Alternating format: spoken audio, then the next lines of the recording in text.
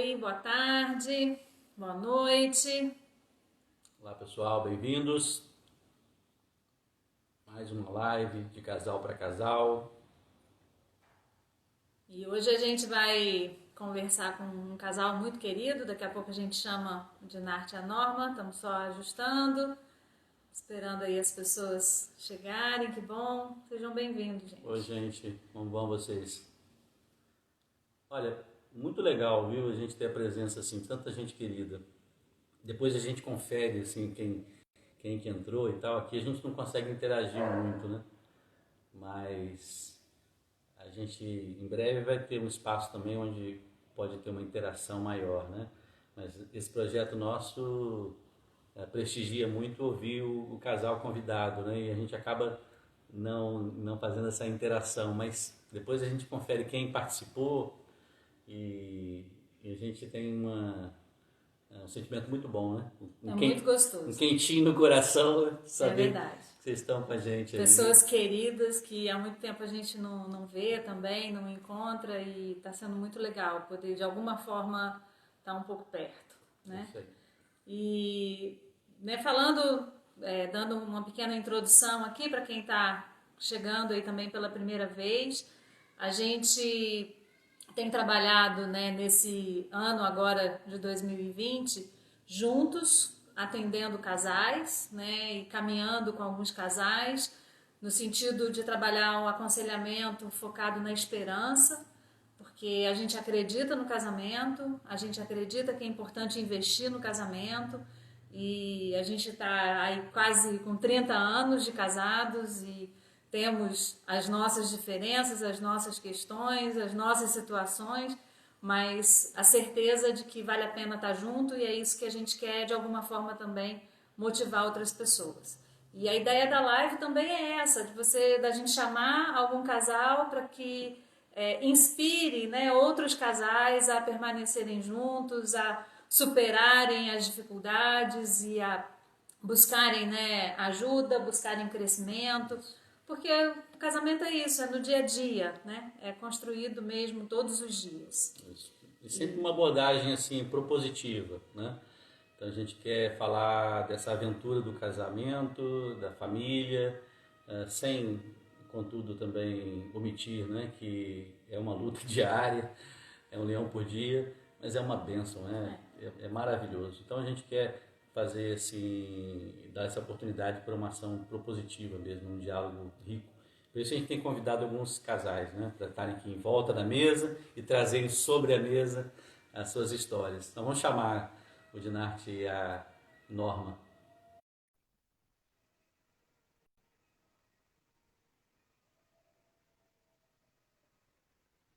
Ah, tá chegando aí.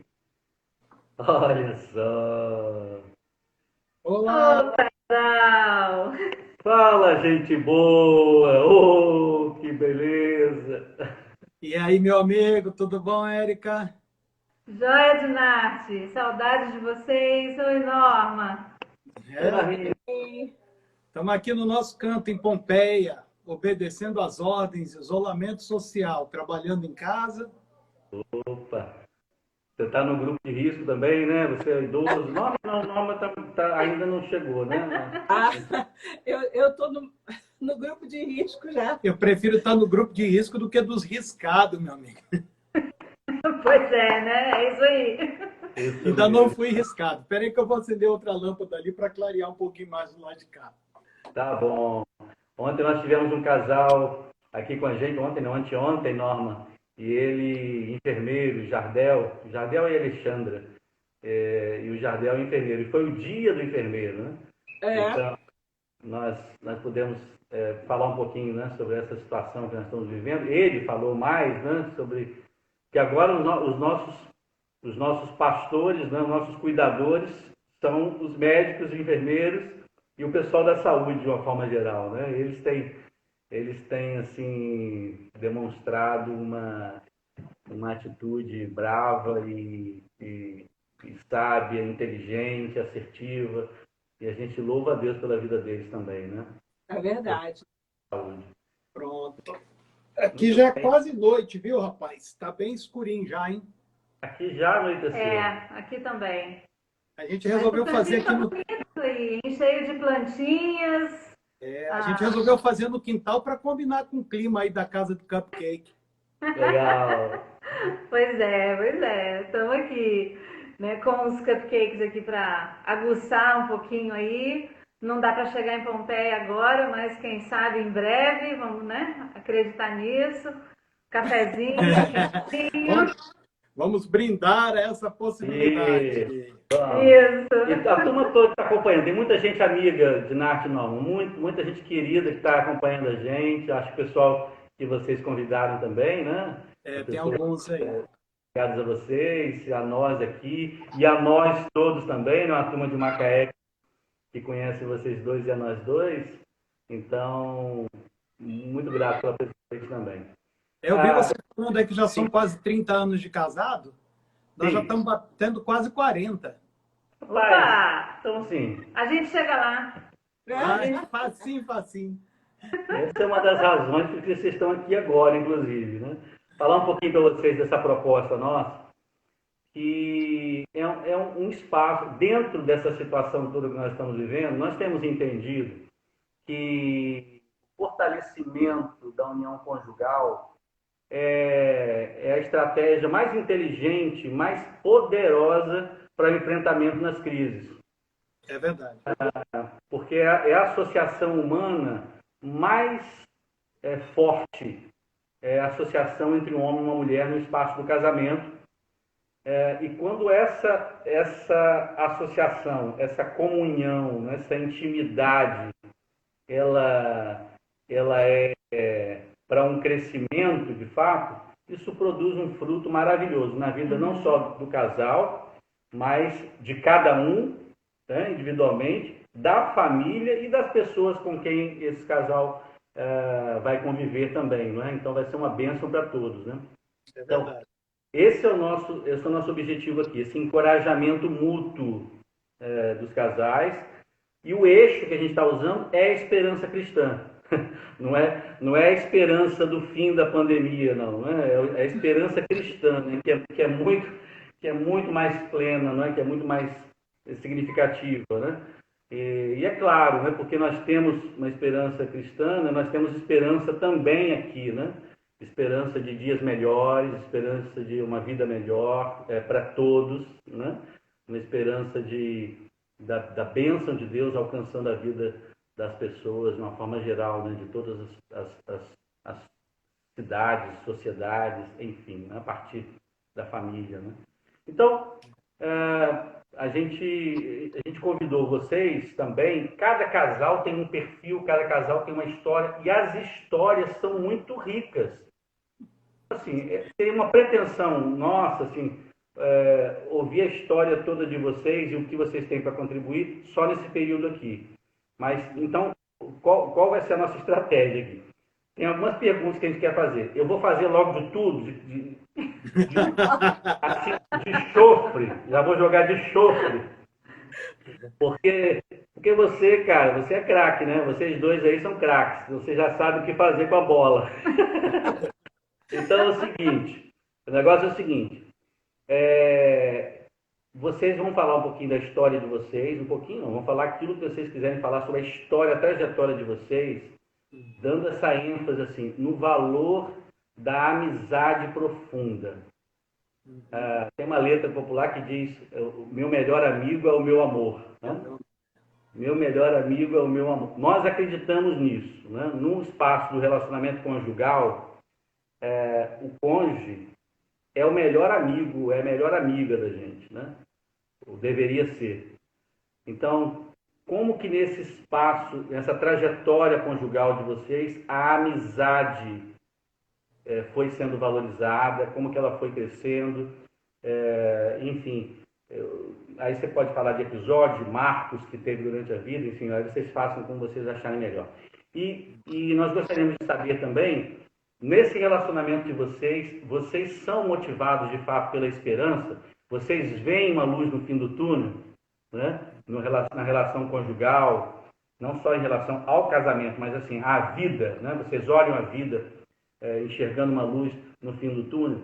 E para além, se der tempo, que vocês falem um pouquinho também sobre a vocação de cada um, porque cada um tem uma vocação também, né? Uma maneira de ser, uma maneira de se expressar na vida. A Norma e você. Ainda que vocês tenham um ministério, assim, um trabalho juntos, mas cada um é cada um. Então, como que vocês potencializam o trabalho do outro, né? E finalizando, fechando aí, o que vocês teriam para dizer assim, para os casais que estão nos ouvindo? Se vocês pudessem dar aquela palavra assim, inspiradora, eu acho que vocês devem ter alguma coisa para dizer. Uns segredinhos básicos para a gente chegar na ouvindo a gente. Aí é o seguinte, toma que a bola é sua, de vocês aí. Você está falando igual o meu chefe aqui, o Jorge Nishimura, ele diz assim que o meu papel é botar a bola para correr e as pessoas vão correndo atrás, né? Então vai. Não sou seu chefe, não, mas do jogo à medida que a bola corre, né? Isso, é isso aí. O Daniel, quer dizer, nós vamos completar, dia 5 de setembro desse ano, nós vamos completar 39 anos de casados, né? 5 de setembro desse ano. Ontem a gente estava conversando, a gente já tinha programado de passar o nosso aniversário de casamento desse ano no Havaí. Uau! Olha que chique. Porque eu tinha uma agenda para os Estados Unidos, lá para a Califórnia, até uma igreja que tem gente que é de Macaé, que mora lá e que reúne nessa igreja. Bem, da Califórnia era só atravessar o Oceano Pacífico até a metade e chegava no Havaí. Esse era o plano. Esse era o plano. Mas por que eu estou contando isso, né? Porque as pessoas podem dizer, mano, que soberbo, o cara está falando logo que ia viajar para o Havaí. É porque as pessoas querem o fim das coisas, mas não querem o começo das coisas. Né? O problema que muita gente enfrenta no casamento é porque eles querem o fruto do casamento, mas eles não querem a semeadura do casamento. Então, nesses 39 anos de casado, a vida não foi tão simples para nós, não. Na abertura, você falou de matar um leão por dia. A Norma fez a ponderação dela, mas eu entendo que o matar o leão por dia não é só na relação conjugal, não é só dos problemas de marido com mulher. São os leões que os dois têm que matar juntos. Sim. São os leões que um tem que matar enquanto o outro está cego para o leão que se aproxima. Tá certo? São leões que a gente tem que matar por dia, que às vezes a gente não vê, e amigos nossos matam por nós. Sim. Então, quando a gente se casou, você sabe onde é que foi nossa lua de mel? Foi em Piabetá.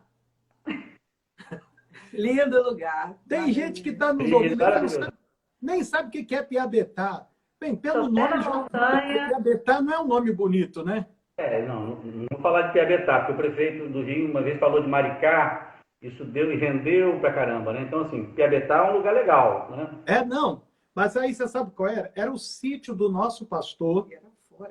Era fora de Piabetá, num distrito de Piabetá ali, Rio do Ouro. Não tinha energia elétrica. Não tinha água encanada. Não tinha água encanada. Não tinha banheiro. Não tinha banheiro. Sim. Porque era o único lugar possível para a gente fazer a nossa lua de mel. Porque a gente era pobre de maré desci, sabe? Então, nós vamos passar a nossa lua de mel lá. Era o que a gente tinha. Era a opção daquele tempo, né? Então, quando a gente fala de 39 anos de casados, a gente pode dizer o seguinte, a nossa história é uma história que começa com uma visão. Eu já contei para muita gente essa história, que eu conheci a Norma na igreja. A igreja que eu me converti era a igreja filial, congregação da igreja dela. E no aniversário da igreja mãe, costumava ir as igrejas filhas para lá, que é as coisas antigas, né? E quando eu fui, rapaz, o cara estava pregando, e eu estava aqui no banco da mocidade, que era lateral, o púlpito era aqui, e a igreja era assim, né? Então, o púlpito estava aqui, aí eu fui olhar a hora, olhei para cá, assim, nessa direção, e quando eu olhei embaixo do relógio, tinha uma morena sentada. Cara, eu não lembro nada da pregação, viu? A revelação foi o tempo de Deus para sua vida. Eu só lembro do relógio da garota sentada abaixo do relógio. Aí eu perguntei para a esposa do pastor, que estava do meu lado, falei assim, dona Lídia, quem é aquela menina ali? Ela falou, aquela ali não é para você, não. Já contou. Já tomei na cabeça. Ô, Daniel, mas você sabe, bem, você já me conhece um pouquinho, você, Érica. Eu sou um cara, eu não sei se eu posso usar obstinado, mas que eu sou determinado pra caramba, eu sou, viu? Rapaz, eu falei, bem, se aquela ali não é para mim, é atrás dessa que eu vou. E foi um ano caçando essa mulher e ela fugindo de mim, como diz o ditado popular, como o diabo foge da cruz, sabe? E aí chegou o dia do aniversário dela. E eu soube que era aniversário dela, eu era adolescente, mas eu trabalhava. Eu tinha 16 para 17 anos, mas eu trabalhava. E eu falei assim, eu vou comprar um anel para essa menina. Tinha uma joalheria muito famosa no Rio de Janeiro, joalheria Maçom. E eu fui comprar um anel da joalheria Maçom para ela. E eu comprei, e a esposa do pastor entrou na casa dela, tirou ela de casa e nos deixou numa praça. E falou assim, eu vou ali na farmácia, vocês têm 10 minutos para conversar. E aí eu joguei o meu charme. Essa parte é a parte que eu mais gosto de ouvir ela falar, viu, Daniel? Porque... Por favor, não. Fala, deixa eu falar, então vai. Você sabe que eu virei para ela e falei assim, eu peguei o anel, coloquei no dedo dela e falei assim, eu queria que esse anel marcasse o início de um relacionamento que eu espero que dure muito. Eu estava apaixonado, cara. Eu ensaiei meu discurso. A frase. Você só tinha também 10 minutos, né, para usar. Não dava para muita coisa. Era menos que uma live, né? Você sabe? Agora que eu gosto de ouvir ela falar, porque você sabe qual... Ela deu uma resposta, mas ela tinha um pensamento oculto. Fala qual era o pensamento oculto. Ó, eu já estava cansada dele andar atrás de mim, querendo namorar. E eu não queria, porque ele era muito novo. Então, eu estava fazendo 21 anos e ele tinha 16. Sim. E aí eu pensei, né, cá com os meus botões, vou aceitar só para ele largar do meu pé. Daqui uns 10, 15 dias eu desmancho com ele e mando ele andar. Quem disse? Eu adoro essa parte. Aí foi passou 10, passou 15, passou 20, agora já passou 39. Então, E ele não andou. Pior Ele que andou pra cá, né? Não ia embora como eu queria que fosse. Não deu para mandar embora. Ai, ai. Lá pra cá, só lua de mel, né, Dinac? Para quem dera, viu? Quem dera. Ela já quis me mandar andar várias outras vezes, sabe? A Norma tem um ditado que ela diz assim, que eu nunca... Não, fala você. Né? Esse ditado é que você nunca quis separar de mim.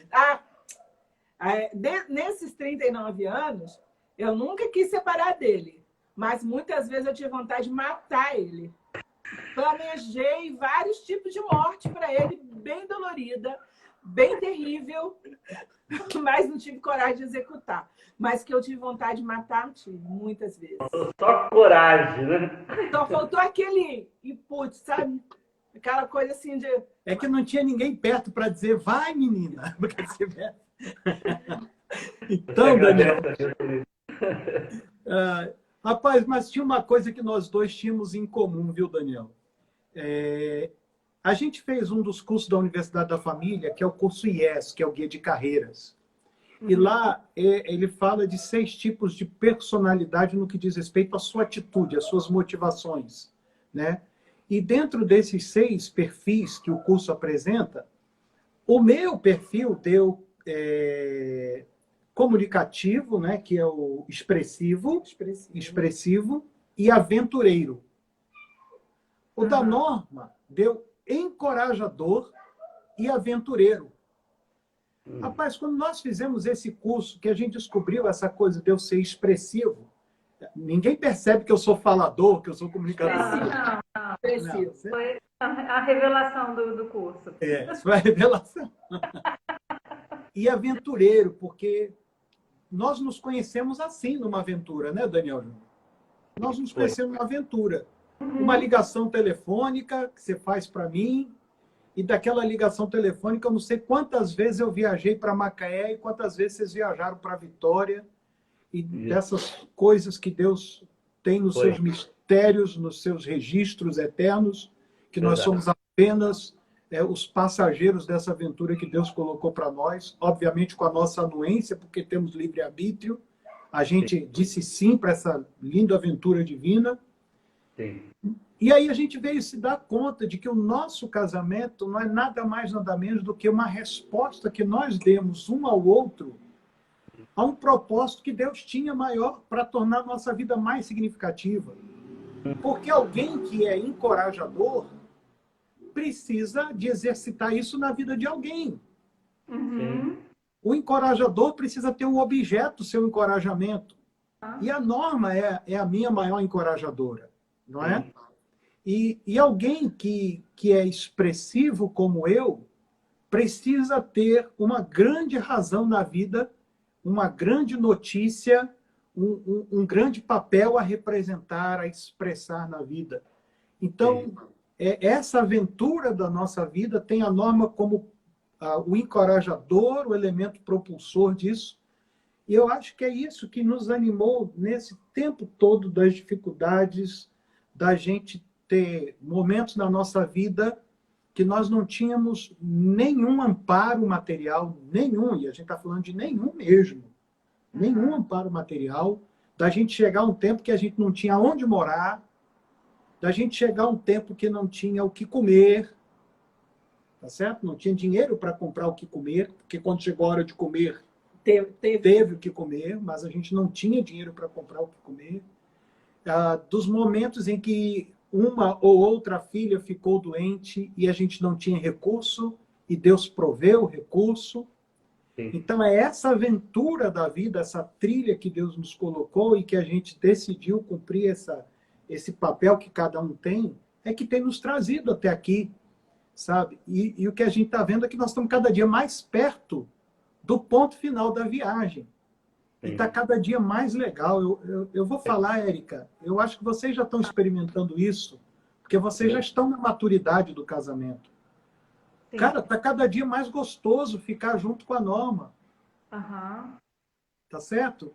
E a gente deita aqui na hora do almoço, depois do almoço, eu digo para ela, amor, vem para cá, porque está na hora daqueles 10 minutos mais maravilhosos do meu dia. Que é a hora que eu deito, encosto nela e durmo, cara, um sono tão pesado. 10 minutos. 10 minutos, mas é profundo, sabe? Sim. Então, esse é um pouquinho de como a gente chegou até aqui. A história não foi sempre bonita assim. Hoje a gente conta com o gozo de quem passou por ela, né? Com esse troféu de termos passado por ela, mas não foi sempre tão fácil. Mas uma coisa a gente nunca quis desistir. A gente bom, você gosta de poesia, né? Você gosta de beleza, de estética. A gente tem comparado o casamento a uma dança, né? É melhor olhar o casamento como uma dança do que como uma cartilha, né? A ser seguida, né? Um conjunto de papéis para serem de regras, para serem cumpridos, né? Exato. E nessa dança, a melodia do casamento de vocês foi a aventura, o encorajamento, a expressividade, né? Foi isso que, de alguma forma, né? Nós já tivemos, nas nossas danças, a gente já teve o tema do Caçador de Aventura, lá do Harrison Ford, né? A gente só nunca teve Rock o Lutador, viu? Caçadores da Arca Perdida, tá falando? Caçadores da Arca Perdida. Parará, parará, porque já teve muita aventura. Nunca teve Rock o Lutador. Tchan, tchan, tchan, tchan.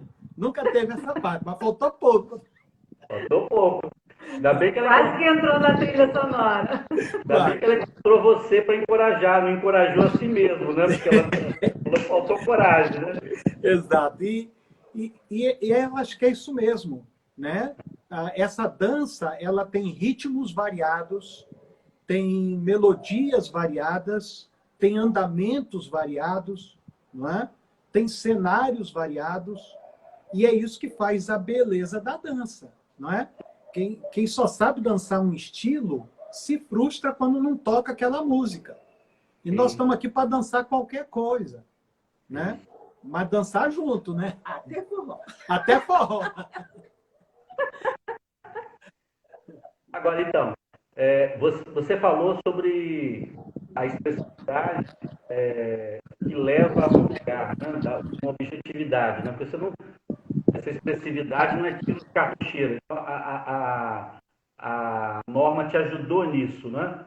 E esse norte, vocês sabem onde vocês querem chegar. Vocês têm um propósito. Vocês não vão vivendo, deixando a vida levar vocês, não? Não, não. Daniel, a gente vai ter que entrar porque começou a chuviscar. Vocês vão entrar para dentro da nossa casa agora, tá bom? Tá bem? Vocês estão no jardim da casa mesmo, né? Nós estamos no quintal de casa, Não é fake, não, né? Não, não é fake, não. Não é cenográfico, não. Aqui é fato e verdade. Espera aí que nós vamos mexer um pouco aqui. Tá bom. Aqui é aquela frase do quem sabe faz ao vivo, né? Isso. Então nós estamos aqui, nós vamos para dentro de casa agora, vai melhorar um pouquinho até o áudio. Uhum. Nós vamos sentar aqui na mesa da sala. Vamos sentar aqui. Acho que aqui vai ficar bom.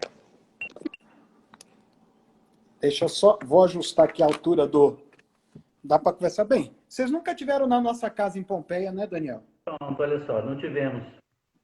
A gente construiu uma casa aqui, só um minutinho. Então, quando você volta, o Dinarte e a Norma estão em Pompeia, gente. São Paulo, né? Ainda é São Paulo. Eu quis fazer bonito lá fora, mas não deu certo, viu, rapaz? Não, deu certo, deu super certo. Você viveu um pouquinho da aventura aí. Mas tá muito bom ter chovido aqui, porque Pompeia é muito seco, sabe? Sei. Pompeia fica numa região de São Paulo, no oeste de São Paulo, uma região chamada Alta Paulista, a caminho de Mato Grosso do Sul. Então é uma região muito seca. Pronto, agora a gente está aqui na sala. Sim. Pronto. Propósito. Estamos de volta. Joia. Tô com a luz aqui na testa, tá brilhando que só. Tá bonito. Tá bonito. É o brilho natural. Olha a encorajadora. Olha a encorajadora aí. Encorajador não precisa mentir, não, né? Sim, Rapaz, Daniel, aqui, você tinha falado sobre a questão do nosso destino, né? Sim, destino. Vocês participaram muito bem, aliás, foram bastante protagonistas naquele período da nossa mudança para Pompeia. Uma das coisas que sempre ficou muito claro para nós é que Deus chamou a mim e a Norma para servirmos juntos. Então, tanto que quando eu fui conversar com ela, a gente já namorava, que eu falei assim, que eu ia deixar minha carreira profissional, que eu fazia escola técnica, na época era uma coisa muito difícil entrar na escola técnica, era um concurso no Maracanã na minha época, Maracanã lotado de candidato para entrar. E eu já estava terminando a escola técnica, entrando no último ano, ia fazer estágio na Reduc, lá em Duque de Caxias. E foi quando Deus me chamou para o ministério e que eu fui falar com a Norma, essa mudança de planos, que eu já tinha conversado com a minha família. Para minha grata surpresa, ela já estava matriculada no seminário, ela ia começar no mesmo ano que eu. Porque ela estava atendendo a uma vocação. E nós éramos solteiros ainda. Nos casamos no 3º ano do seminário, né? 1981. Então, de lá para cá, quando nós nos mudamos para Vitória, e depois de Vitória para Pompeia, esse processo todo faz parte dessa orquestração, dessa aventura maior que Deus tem para nós, como família. Tanto que quando eu saí de Vila Velha para Vitória, que eu fui conversar com o nosso líder, o Álvaro, que até já faleceu, o Álvaro Trindade, que eu falei para ele, ele disse assim, Dinarte, eu sei que Deus tem um plano muito maior para você e para a Norma, no ministério de vocês. Então, camarada, Deus está te apontando porque isso faz parte do processo, do trajeto que Deus tem para vocês. E quando eu vim para cá, para Pompeia, uma das pessoas que eu fui buscar conselho foi seu pai. Não é? Sim, eu lembro disso. Você lembra disso? Porque a primeira vez que eu fui aí em Macaé, a primeira vez, não foi a segunda, não, a primeira, que eu fiquei hospedado na casa dele, a gente foi caminhar no calçadão, e aí ele virou para mim e falou assim, Pastor Barradas, que me chama de Pastor Barradas. E é o único que acho que ele está acompanhando aí, ó. Ele está falando aí, ó. Tá ali, Daniel Souza. E ele é o único que chama a Norma de Sueli. Ninguém no mundo chama a Norma de Sueli. Só ele chama a Norma de Sueli. Só o seu pai. Então, nesse primeiro dia que eu fiquei na casa dele, que a gente foi caminhar na praia, ele virou para mim e falou assim, ô, Barradas, você não vai ficar muito tempo em Vitória, não. Eu falei assim, não, pastor, nossa, tô bem e tal. Não, rapaz, você é do tamanho desse país, você não é homem para uma cidade. Isso foi no ano de 2000, se não me engano, 2001, não é? 2001. E aí eu fiquei com aquilo na cabeça. Então, quando o Jorge me convidou para vir para cá, nos convidou, a gente veio aqui no dia de Corpus Christi. Quando eu voltei para Vitória, uma das primeiras providências que eu tomei foi pegar o meu carro, sair de Vitória e ir para Macaé conversar com seu pai. E ele falou assim, não, eu já tinha falado com você. Aquele jeitão do seu pai é fantástico, cara, seu pai é maravilhoso. Então, eu já tinha falado com você, não tem, né? Então, nós não estamos dando tiro no escuro não, viu, Daniel? Nós estamos seguindo um projeto de vida que começou lá embaixo, olhando para aquele relógio, que começou lá com aquela lua de mel na casinha de estuque, que era uma casa de estuque, de pau a pique, lá em Piabetá, que começou quando a gente se mudou de Caxias para Magé, e foi de Magé para Vila Velha, Vitória, e Vitória para cá, que já vamos completar 15 anos em Pompeia agora em julho. Legal. Então, quando você pergunta se você está olhando para o fim, eu estou olhando para o fim. E estou olhando para o fim e sei que ainda não estou no fim. Que legal. Eu sei que ainda tem outras coisas para a gente fazer muito legais. Muito legais. Essa sensação que a gente nutre no coração, porque eu tenho descoberto o seguinte, embora o físico já não seja mais lá grande coisa, cara, a minha capacidade produtiva, mental, a bagagem... A gente trabalha sem parar. Sem parar, rapaz.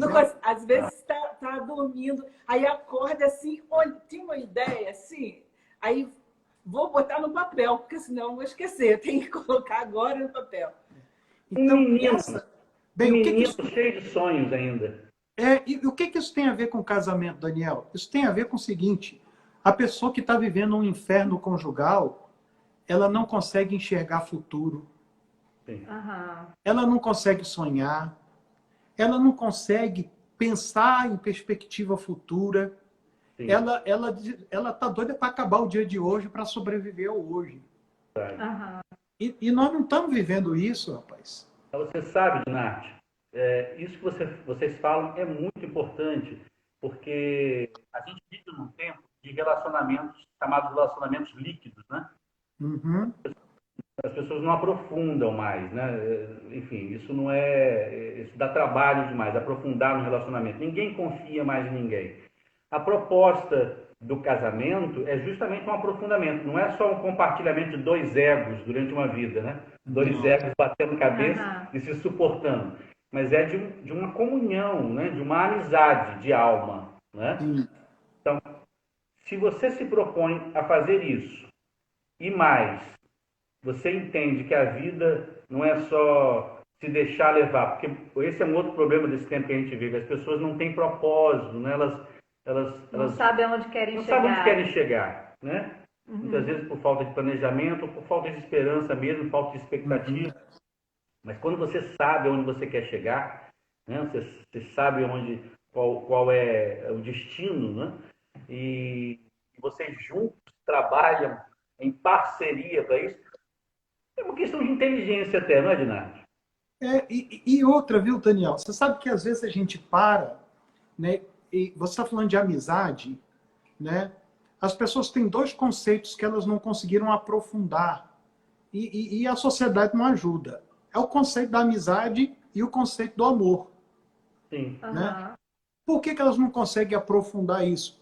Justamente por causa dessa volatilidade, por causa dessa coisa quick, tudo tem que ser rápido, tudo tem que ser instantâneo, né? E se é instantâneo, também é fugaz. Sim. Porque o que não tem elaboração, não tem o prazer da degustação. Tá certo? Você não estende esse prazer porque não houve trabalho de elaboração. Então, quando a gente fala de amizade, amizade não é simplesmente ter um colega com quem você tem afinidade. Sim. Tá certo?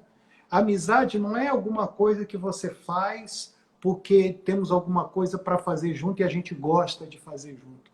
Amizade, se eu for olhar dentro da palavra de Deus, por que tem muita gente que interpreta errado a relação de Davi com Jonatas? Porque não sabe nem o que é amizade, nem o que é amor.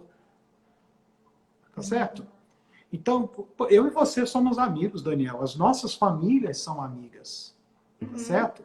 A Damares está lá no quarto, mas está ouvindo, a gente está acompanhando a gente aqui. A Damares chama vocês de pai e mãe, porque morou na casa de vocês. Tá certo? Então, o Caio, eu tenho uma história super legal com o Caio, da minha senha do cartão, cara. Eu conto isso em todo lugar. Tá aqui do Tá lado. aqui te ouvindo. Tá aí do lado, né? O nosso operador aqui. É o operador. Eu conto a minha história com o Caio da senha do cartão, que foi o dia que você me livrou de comer aquela muqueca, que nem posso falar aquilo, né? Que a gente foi lá pro Habib's, a minha história com o Caio. Outro dia desse eu estava brincando com uns meninos no aeroporto e eu contei para eles a história do Caio. Eu estava brincando com as crianças. Pô, isso é amizade, cara. Amizade é quando a gente não precisa estar fazendo coisas juntos. É porque a alma, e a alma e a ânima, né? A vida se conectou, se juntou em algum momento, trouxe significado para aquele momento e aquele significado se estende. Então, o que é a amizade do casamento? É quando houve aquele momento e que esse momento juntou, trouxe um significado para os dois e esse significado se estende, ele se expande. Transborda, cumprindo isso em forma de ações concretas.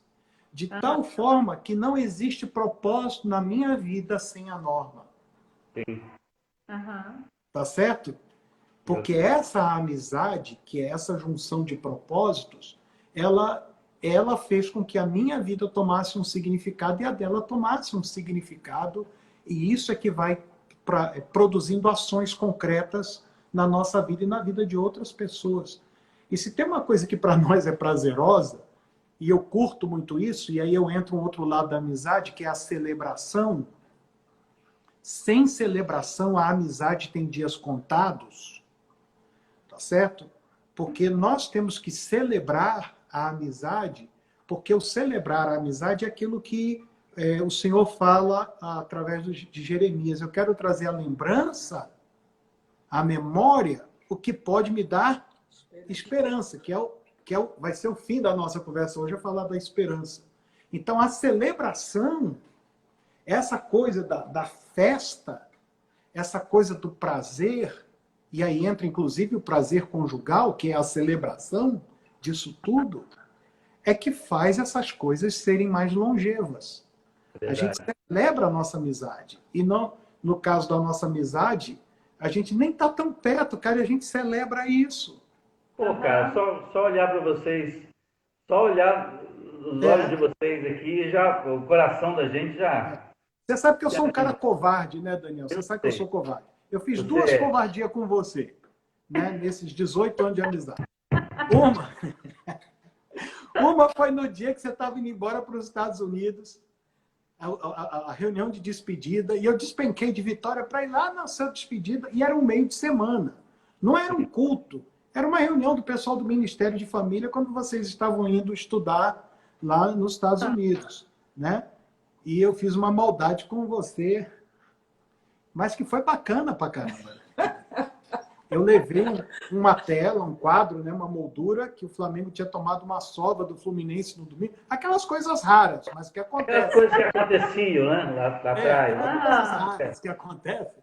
E eu peguei o diploma do sofredor, que saía no jornal A Tribuna toda segunda-feira, e a sua despedida foi a segunda, e me deu o trabalho de comprar uma moldura e te dar de presente na sua despedida, o diploma do sofredor. Quer dizer, essas coisas que só acontecem uma vez na vida. É verdade, você tem que aproveitar, né? Tem que aproveitar. Mas tem uma que eu trago uma recordação tão gostosa disso. Foi quando você teve que tomar também uma decisão de uma guinada ministerial e a gente sentou na sala do apartamento de Damares, quando Damares estava morando em Macaé, e nós tivemos uma conversa sobre a sua guinada, que você ia estar na sua vida ministerial, e o Caio está aí na sala, né?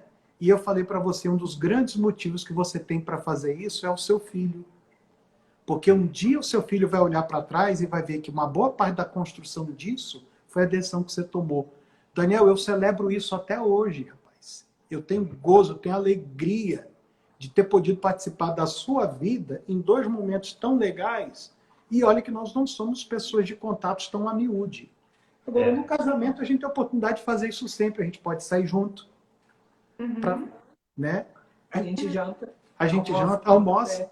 E nós somos festeira, a família Barradas é festeira. Então, toda refeição é uma festa. Todo café da tarde é uma festa. Ainda tem um dia que é de festa mesmo. Festa mesmo. Então... As refeições semanais que a gente faz junto. Um dia o Jorge Nishimura virou para mim e falou assim, Dinati, por que você faz festa todo aniversário seu? Eu estava fazendo 50 anos e eu fiz aqui um almoço para os meus amigos nos meus 50 anos. Nem todos puderam vir. Né? Mandei convite para um monte, mas Pompeia não é um lugar que você passa. Pompeia é um lugar que você vai. Né? Então, não estava passando por aqui e vim te ver. Não existe isso. Eu vim aqui te ver. Por isso que é tão significativo quando alguém vem. Né? E eu tive 150 pessoas no meu aniversário de 50 anos e o Jorge me perguntou por que é tão importante para você fazer festa de aniversário? Eu virei para ele, Jorge, eu quase morri com 10 meses de idade, paralisia infantil, tive bronquite, fui todo ferrado na vida. Então, cada aniversário que eu faço é um motivo que eu tenho para celebrar a Deus. O Jorge estava fazendo 60 anos e ele nunca havia tido uma festa de aniversário. Olha só. E naquele ano que ele fez 60 anos, o Jorge fez uma tremenda de uma festa, porque celebração faz parte. E as pessoas que estão casadas, que trabalham duro, vivem num sacrifício, elas têm que entender que a celebração faz parte da manutenção desse relacionamento conjugal prazeroso. E isso não significa grandes coisas. Significa celebração faça algo significativo, ainda que simples, para fazer valer a pena aquele momento. Então, eu acho que essa é uma das coisas da manutenção do nosso casamento. Eu gostaria de dizer para você que essas lives, e essa especialmente também, é uma celebração da vida. Nesse período que estamos vivendo, criar esse momento, esse espaço para afirmar, para falar de forma propositiva, de forma celebrativa sobre a vida, sobre a vida a dois, para nós, esse é um marco, né? A gente está gravando, inclusive, essas conversas, né? A gente vai enviar para vocês depois também, porque é um marco de celebração da vida, especialmente nesse momento, nesse contexto de morte, de lamento, de tristeza que o mundo está vivendo, né? Então, é como se fosse uma oportunidade, não é uma indiferença a essa realidade de dor e de morte. Não. A realidade de dor e de morte, inclusive, ela vai ser muito mais percebida por nós e enfrentada por nós na medida em que nós tenhamos a perfeita noção do valor da vida, né? Exato. E da beleza dessa vida, né? E a barbárie se instala, tá certo? A barbárie se instala no ambiente em que a vida perde valor.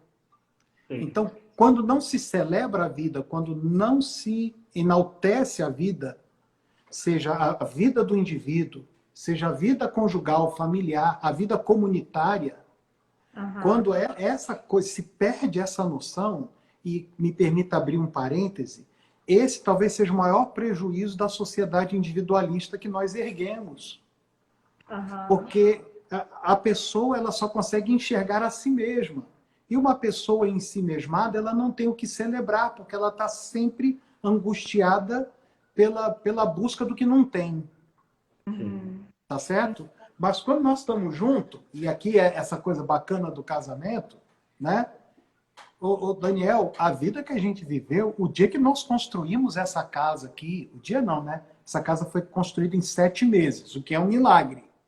Sim. Mas quando a gente entrou aqui, foi no nosso aniversário de casamento. Eu prometi a Norma que ela não ia passar mais um aniversário de casamento morando em casa alugada. E no dia 3 de setembro, 2 dias antes da gente completar o nosso aniversário de casamento, eu dei as chaves dessa casa na mão dela e a gente entrou. Uau. Tá certo? Quando as pessoas vêm aqui, a gente anda com elas dentro dessa casa, não é para mostrar a beleza da casa que nós temos, que é muito bela, por sinal, mas é para mostrar as histórias dessa casa. Isso aqui não é uma residência, não é, amor? Isso aqui é um museu. Eu pensei que você ia dizer que é um lar. Tem muita história. Isso aqui é um museu de história. Sim. Aham. Tá certo? Aqui dentro, Daniel, aqui dentro dessa casa, tá aquela casa de estuque que a gente passou a nossa lua de mel. Aham. Sim. Aqui dentro dessa casa tá o quartinho que a gente morou nos 9 primeiros meses de casados, que também não tinha banheiro. Telha de amianto, só um vasculhante, sem banheiro, sem chuveiro, sem... A gente usava o banheiro da avó dela, mas tá tudo aqui dentro. Uhum. Tá tudo aqui dentro. Por quê? Por que essas coisas estão aqui dentro? Porque se elas não estiverem aqui dentro, nós vamos nos apegar a isso aqui. E isso aqui não é nada. Não Isso faz aqui... sentido. Não, exatamente. Então, essa coisa da celebração da vida é isso. É quando a gente sai aqui no quintal, é pena que ficou escuro, cara. Você precisa ver o tamanho das amoras. Quer dizer, quem entra no meu Facebook, nas coisas... A gente tira amora aqui de... água na boca, a gente tira amora aqui de 6, 7 centímetros, cara. Imagina o que é uma amora desse tamanho. E as pessoas dizem assim, não para de dar. Eu falei, não para nunca. Você sabe por que não para de dar? Porque a nossa casa está construída sobre uma laje de pedra e aqui passa o lençol freático. E aqui na frente da nossa casa tem uma mina d'água, porque a gente mora em frente a uma área de preservação. Uhum. E a nossa árvore foi plantada em cima de uma mina d'água, de um lençol freático. Então ela está cujas folhas não caem. E dá fruto o ano inteiro. Isso é história, isso é celebração da vida. Tem gente que entra aqui em casa e chora. Chora. O cara que vende pamonha aqui na porta, porque nessa época tem muita gente vendendo coisa de porta em porta. Semana retrasada, quando o rapaz esteve aqui, porque semana passada foi Damares que o atendeu. Esse rapaz virou para mim e falou assim, moço, eu vendo aqui nessa região toda, mas eu não vejo a hora de parar em frente à sua casa. Uhum. Eu perguntei, por quê? Você lembra qual foi a frase que ele me disse? Porque sempre tem uma palavra de esperança, uma palavra de conforto para dar para ele. E ele falou, eu trabalho sozinho e eu fico muito triste trabalhando sozinho, batendo de porta em porta e às vezes não vendo nada. Mas quando eu chego aqui, eu tenho meu ânimo renovado, me dá energia para ir mais além, para vender, para sair para vender. E o cara tava com a máscara Ele dele, chorava e esse a chorava. máscara do cara toda molhada de lágrimas. Ô, Daniel, Deixa eu se não dizer... for para isso, não serve, cara. Não serve. Deixa eu falar uma coisa para vocês. Vocês dois têm um chamado ministerial. Você atuou como pastor por muitos anos e agora é um missionário, Norma é missionária também, enfim. Muita gente acha que essa vida, esse entendimento da vida e essa exuberância, né, para falar das coisas de Deus e tudo mais, isso é próprio do missionário, isso é próprio de uma pessoa que foi chamada para isso. Eu queria que você trouxesse agora uma palavra para casais que nos assistem aqui, Dinati. Gente com outras vocações, que a gente tem costume de achar assim, que outras vocações parece que elas são menos importantes, né? Colocadas ao lado de vocações para missões como essa, né?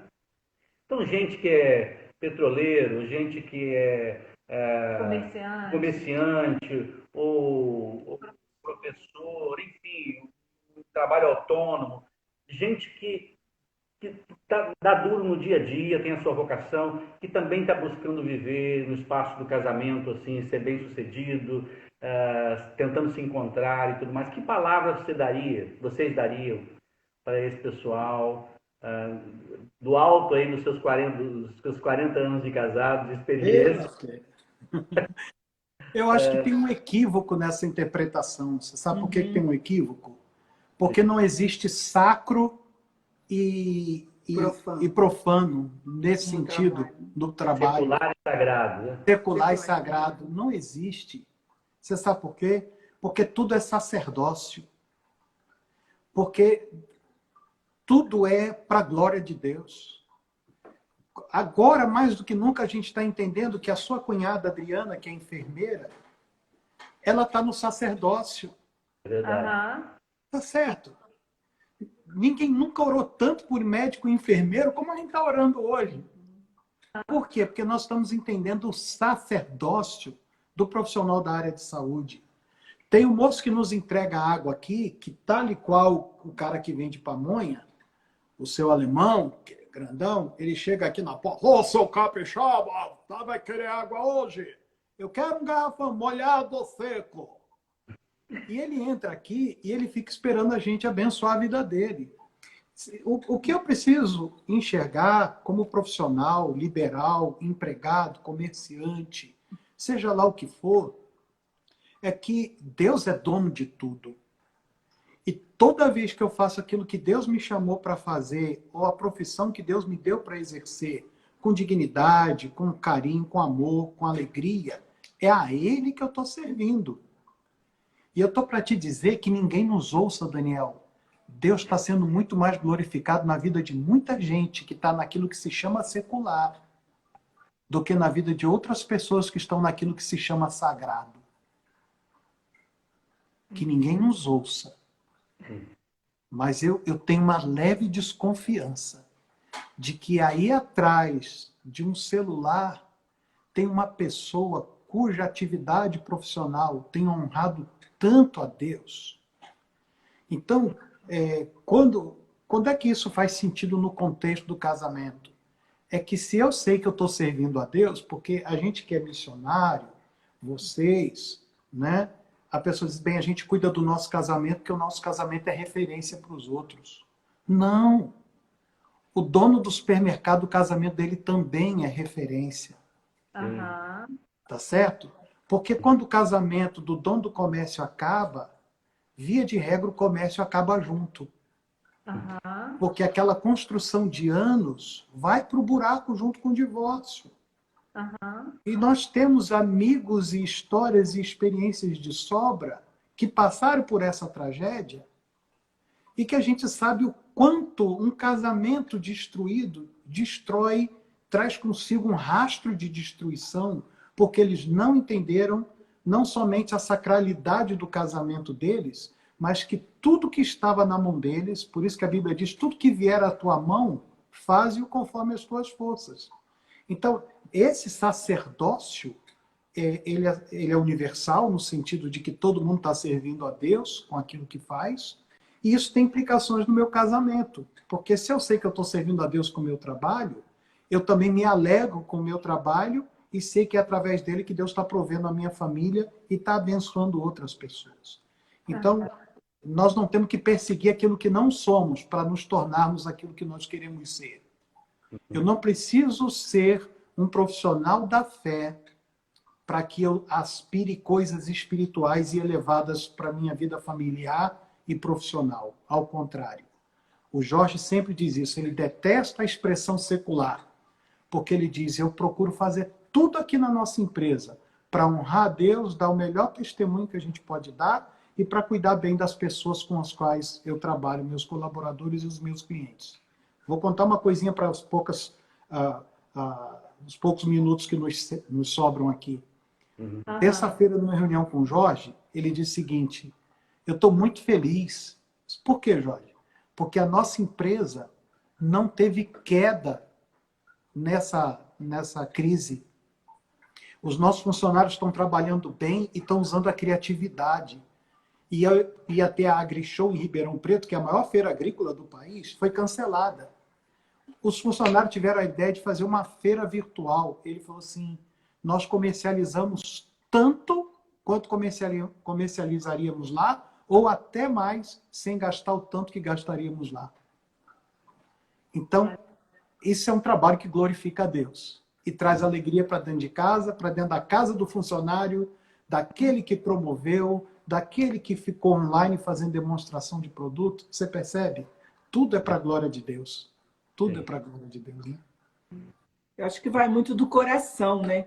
Porque se no seu coração você dispõe a servir a Deus, tudo que você faz é focado para a glória de Deus. Sim. Agora, se no seu coração você quer servir a si mesmo, aí nenhuma coisa é para a glória de Deus e nem para a sua glória.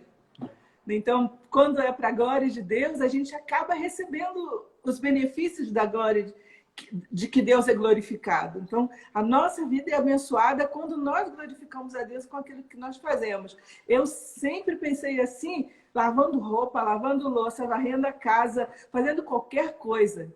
Dentro de casa, se não fizer como para o Senhor, não adianta fazer. Pode ter uma casa linda, limpa e cheirosa. Se não for para o Senhor, é vaidade.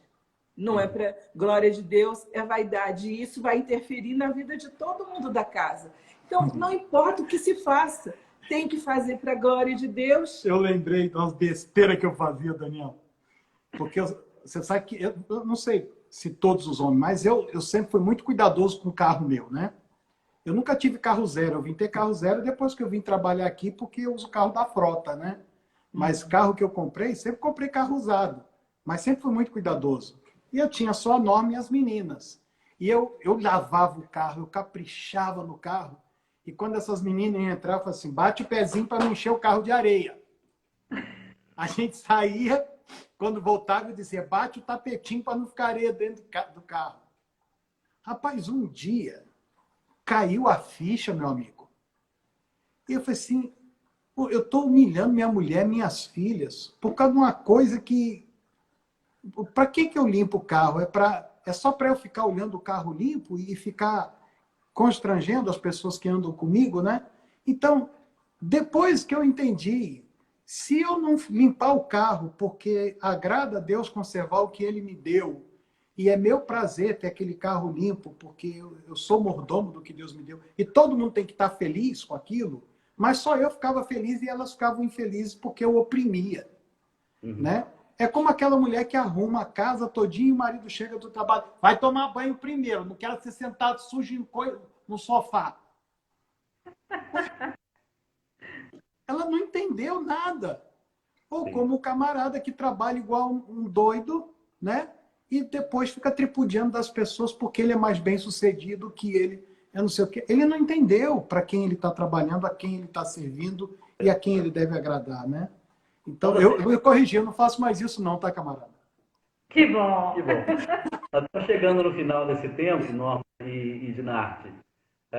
Mas, assim, o que nós depreendemos assim, dessa palavra de vocês, né, da beleza, tudo que foi dito aqui, é de que vale muito a pena essa vida dois e que me parece que vocês são seres humanos muito melhores hoje do que eram lá atrás, né?